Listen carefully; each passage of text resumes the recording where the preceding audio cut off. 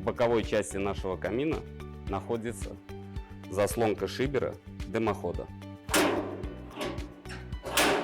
По периметру двери камина находится огнеупорный шнур.